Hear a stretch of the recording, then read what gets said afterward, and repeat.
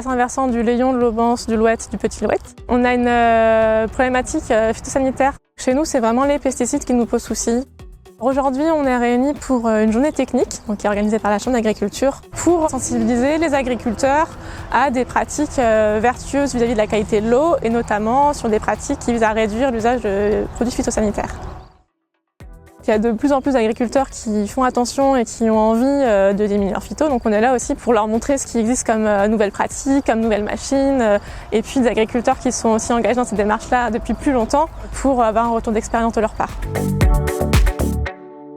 Je suis animateur d'un groupe Défi qui existe depuis 2012, composé d'une dizaine d'agriculteurs. La plupart sont en polyculture élevage. On a réussi à mettre des leviers en place pour diminuer les IFT, notamment hors herbicides, sur différentes cultures. Les réussites du groupe, c'est notamment sur le colza, où les IFT sont passés d'environ 4,5 à 1,5.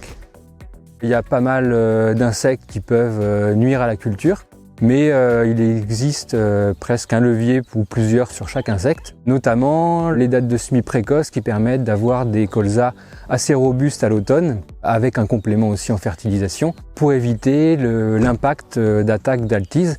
Et il n'y a pas d'insecticides qui sont nécessaires pendant la culture.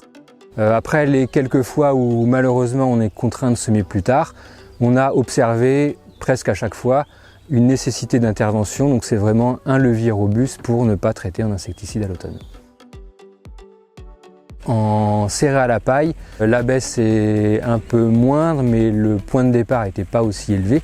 La baisse obtenue a surtout été faite sur blé et triticale sur les traitements fongicides foliaires. En général, un seul fongicide est appliqué à dernière feuille étalée. On a différents leviers, notamment la rotation avec le retour de céréales à paille tous les 3 ans.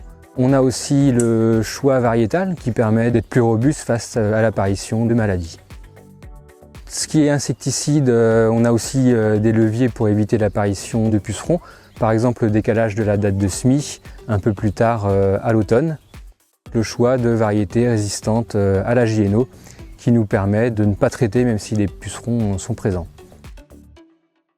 En orge, on a réussi à baisser sur les raccourcisseurs en végétation. Parfois, alors ça n'arrive pas tous les ans, mais sur les céréales à paille comme sur le colza, on arrive à faire avec 0 insecticide et 0 fongicide avec des rendements conformes à la moyenne. Il n'y a pas de recette miracle, c'est aussi un pas à franchir de la part de l'agriculteur.